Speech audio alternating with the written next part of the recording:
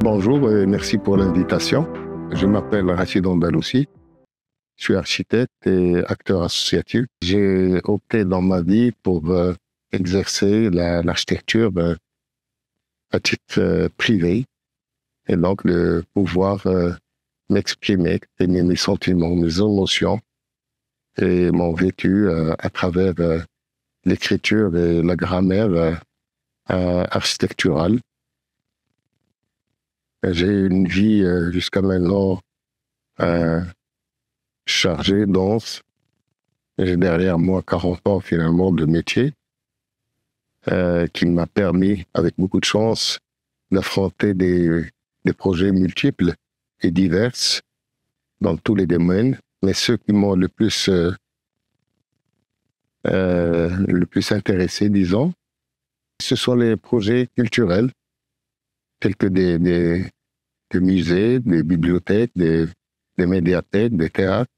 Tout ceci étant des projets qui sont des vraies installations sur le plan urbain et qui participent par le vecteur culturel au développement des villes. J'ai aussi des moments de militantisme, puisque j'ai beaucoup travaillé avec un groupe d'amis à la création d'une association à Casablanca, Casa Mémoire, pour la sauvegarde de l'architecture marocaine. On a vécu des moments assez intenses et intéressants au niveau du militantisme.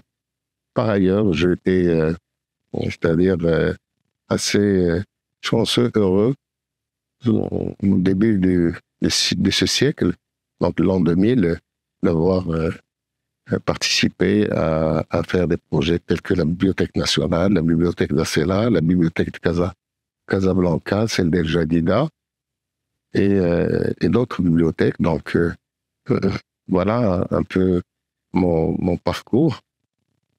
Très difficile d'en parler, mais il est vrai que je suis encore actif dans ce domaine.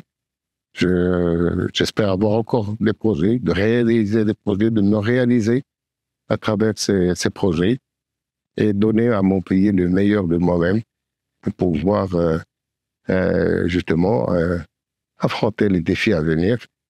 Je pense à l'an 2030, l'organisation de la Coupe du Monde, où il y a tellement de choses à faire. Effectivement, cet événement heureux et universel va permettre au Maroc, va nous permettre à nous tous, Marocains, de pouvoir participer au développement de notre pays, puisque c'est un événement accélérateur. Je voudrais parler, avant de parler de cet événement exceptionnel pour les architectes et surtout les jeunes architectes marocains, une pensée émotive à mon ami Fouad Akalay, la scène marocaine, l'architecturale a perdu un monument de l'architecture qui a participé à sa façon aussi à faire évoluer les choses dans l'architecture parce que il a créé des revues, il a parlé de façon intellectuelle de notre architecture, il a permis aussi aux jeunes de s'exprimer et de pouvoir se mettre sur la scène. Il a mis en scène beaucoup de jeunes architectes. Cet événement heureux destiné à l'endroit des architectes a permis à beaucoup de jeunes de pouvoir s'exprimer, de pouvoir se mettre dans une belle compétition et pour pouvoir faire le meilleur d'eux-mêmes. Et voilà que cet événement vient récompenser ces jeunes-là. Donc, c'est un réel plateforme où, de lancement des jeunes, tremplin architectural pour les jeunes. Voilà ce que j'en pense. J'espère que ça va durer. Je suis heureux de voir que euh, les traces du travail de Fouad sont toujours là et ils continuent. Et j'espère qu'on continuera à faire et à développer pour donner à l'architecture un socle intellectuel comme le voulait Fouad. Je considère ceci comme un encouragement. C'est quelque chose qui te booste, qui te donne de l'énergie, de dire oui, tu es sur la bonne voie aller continue. Donc la presse a fait peut-être son boulot pour pouvoir mettre comme ça les têtes qui soient un peu presque un peu disons, la locomotive de chacun dans son secteur ou alors son domaine. Mais pour moi, je dirais que dans ces cas-là, ce qu'il faut, c'est de garder la tête froide, de continuer à travailler, de garder sa personnalité, que rien ne peut bouger. C'est vrai que ça, c'est un réel plaisir de se voir parmi des figures importantes du Maroc à telle enseigne qu'on se demande, oui, mais est-ce que j'ai ce niveau de personnalité? Mais en tout cas, c'est quelque chose qui est là, qui est passé, qui est inscrit un peu dans mon parcours. J'en suis quelque part fier parce que c'est un travail qu'on a fait pour notre pays, pour son développement, pour notre drapeau et notre roi. Et effectivement, bon, maintenant c'est passé, il y a d'autres qui vont arriver et j'espère que tout le monde fera autant pour le développement de notre pays.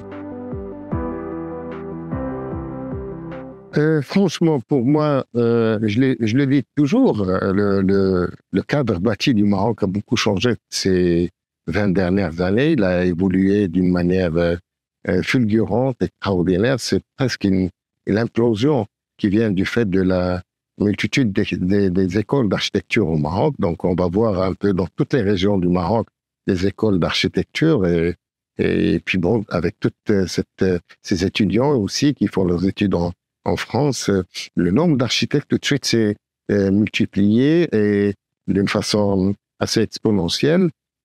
Et il est vrai qu'il y a des phénomènes qu'on voit aujourd'hui en architecture et qui font plaisir parce que quand je vois les écoles, quand j'étais à la dernière conférence dans des écoles d'architecture, l'amphithéâtre était presque au féminin et je pense que l'architecture est en train de se conjuguer au féminin aujourd'hui au Maroc, chose qui est extraordinaire, sachant que l'architecture a besoin justement de beaucoup de sensibilité, beaucoup d'émotions. Donc, la femme est un peu plus dotée que les hommes, et c'est une chose extraordinaire. Regardez ce que fait Zaha Hadid, Odile Deck ou notre grande architecte femme. Donc, la féminité en architecture était souhaitée. Aujourd'hui, l'avenir de l'architecture au Maroc, je pense que est assez garanti parce que l'architecture aujourd'hui se porte bien. On voit qu'il y a des têtes, qu'il y a des locomotives, chacun tire de son côté. Il y a un travail extraordinaire qui est en train de se faire et pour pouvoir placer le Maroc dans une espèce d'universalité au niveau de l'architecture parce qu'on s'exprime aujourd'hui avec beaucoup d'aisance, beaucoup de liberté et je pense que le domaine se porte en bonne santé. L'architecture marocaine, d'abord, elle est liée à l'histoire du Maroc, elle est liée à la culture multiple et diverse marocaine. Elle est aussi l'identité du Maroc. La plus belle architecture au Maroc, c'est celle des Kasbah, du sud du Maroc, qui sont des hauts lieux de l'architecture mondiale. Et sachez que l'architecture marocaine est d'abord une architecture moderne, cubique, avant les termes, avant que les Corbusier et les autres architectes mondiaux, un peu, qui ont travaillé sur le cubisme. Et je pense qu'ils ont dû voir surtout et beaucoup cette belle architecture des sud des Maroc, de ces belles kasbahs marocaines qui s'expriment dans l'espace d'une manière sublime et extraordinaire. Voilà ce Maroc qui a su évoluer dans le temps avec beaucoup de parcimonie, avec beaucoup de, de fusion, disons, hein, de rencontre, parce que le Maroc, c'est un réel lieu géographique de rencontre, et c'est un carrefour de culture. Plus qu'un carrefour de culture, c'est un passage de la civilisation, parce que la civilisation mondiale est unique. Les cultures sont diverses, et sachez que la terre du Maroc était le passage, le flambeau. Il y a une grande civilisation humaine qui est passée par le Maroc pour aller vers l'Espagne et l'Andalousie. Et le Maroc, bien sûr, est participé à cet grand moment de l'histoire. Et puis, l'architecture a accompagné ce développement et a profité de ce flux-reflux entre le nord et le sud et encore plus au sud, dans le fond africain. Ça a beaucoup nourri la créativité au Maroc, ça a nourri la culture marocaine qui s'est développée dans un sens, disons, assez unique et qui a donné le style finalement marocain, parce que effectivement, quand on parle d'architecture musulmane, il y a toujours des confusions lorsqu'on voit des arcades et des colonnes, alors que ce n'est pas de l'architecture musulmane. S'il y a une vraie architecture musulmane, ce serait la Kaaba. Et la Kaaba, elle est cubique, elle est simple, elle est extraordinaire. C'est ça l'architecture, disons, musulmane, mais aussi marocaine, parce qu'on voit cette écriture assez sobre, assez linéaire, cubique, belle, moderne, dans nos architectures. Et sachez que notre islam, notre culture est encore plus moderne et avant que la modernité du début du siècle dernier s'est exprimée en Europe, et on a l'impression que cette découverte s'était faite en Europe. Non, c'est quand même une contribution plus un peu dans l'évolution de l'architecture marocaine. Et cette architecture a traversé les âges avec beaucoup de douceur, beaucoup de fluidité. Et quand l'art déco, par exemple, pour prendre un cas beaucoup plus proche de nous, est arrivé au Maroc, et il y a eu une hybridation, il y a eu une cohérence dans le travail, à tel point que ce sont les mêmes Marocains qui ont fait cette architecture aujourd'hui qu'on appelle l'art déco, dont on est fier, parce que c'est le travail, le savoir-faire des mêmes Marocains qui a fait, si on prend la wilaya de Casablanca ou la banque de Casablanca, ou alors la banque du Maroc à Rabat, ou la poste de Rabat, on voit très bien, hein, effectivement, c'est de l'art déco, mais c'est aussi un travail très présent et expressif les mêmes Marocains. Donc, il y a une culture ancestrale et bien enracinée dans l'histoire de ce pays qui, alhamdoulilah, continue grâce à toutes ces grandes dynasties qui sont venues au Maroc jusqu'à la dernière, cette dynastie présente aujourd'hui, les Alaouites, qui ont continué justement dans le même sens de l'histoire à porter la culture marocaine et notamment l'architecture pour arriver là où elle est arrivée aujourd'hui. Mon souhait pour l'architecture au Maroc, après une réflexion, je pense que mon souhait, ce serait que l'architecture se démocratise. Et j'espère que qu'on arrive à ce que l'architecture puisse offrir du bonheur à tout le monde d'une manière linéaire et égale pour tout le monde au Maroc, et qu'il n'y ait pas ceux qui habitent un endroit qui puisse donner du bonheur et un endroit où une architecture donne du malheur. Ça veut dire une architecture sans lumière, sans air, sans ventilation, sans les paramètres premiers de l'habitation pour servir l'homme. Bien sûr que on peut pas être tous dans les mêmes conditions, mais les conditions d'air et de lumière sont primordial, l'eau, l'électricité, les espaces qui donnent du bonheur. Voilà, on peut habiter une petite maison, mais avoir le, un minimum qui puisse donner du bonheur. Le bâtiment qui provoque en moi de l'émotion, c'est le bâtiment que je découvre et qui me touche, et qui touche ma sensibilité.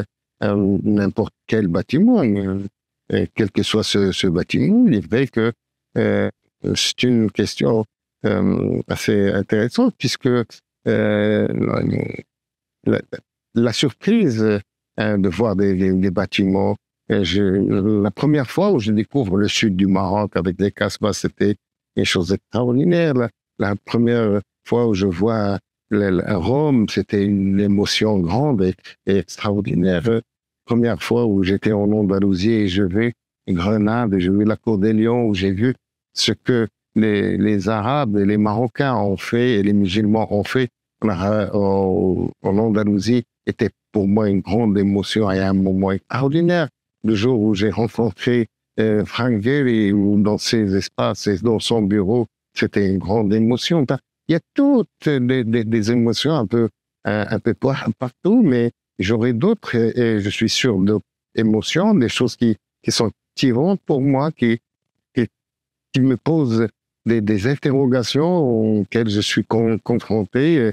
Et il est vrai que de prime abord, voir de l'architecture, vivre des moments dans l'architecture étaient des moments de bonheur, des émotions aussi par rapport à l'architecture. C'est lorsque tu perds un ami architecte, bon, ça faut être. Mais je pense aussi à mon ami Jean-Louis Cohen, que la scène internationale a perdu, un grand architecte, un grand critique d'art, quelqu'un qui est parti avec vraiment un homme encyclopédie de l'architecture. C'est une grande émotion.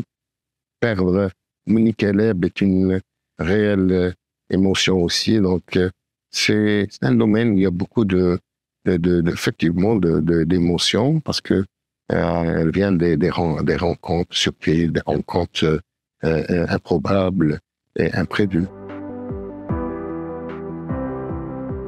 Là, c'est vrai que les courants d'architecture, chaque courant vient, un nouveau courant ne vient pas pour annuler celui qui l'a précédé, mais pour l'enrichir, le développer, aller dans un autre sens, ouvrir des voies dans l'architecture. Tous les mouvements sont aussi intéressants les uns que les autres, mais bien sûr, pour être témoin de son époque, témoin aussi de son histoire vécue, c'est de prendre le dernier mouvement. Donc, un mouvement contemporain, un mouvement universel qui nous unit tous, bien sûr, avec toujours une identité locale. C'est ça ce qui est intéressant, parce que cette identité peut enrichir l'architecture universelle. Enfin, ce que Paul Virerio a évoqué il y a déjà un petit moment, comme la globalité, la localité, et la rassembler en un seul mot et l'appeler la glocalité.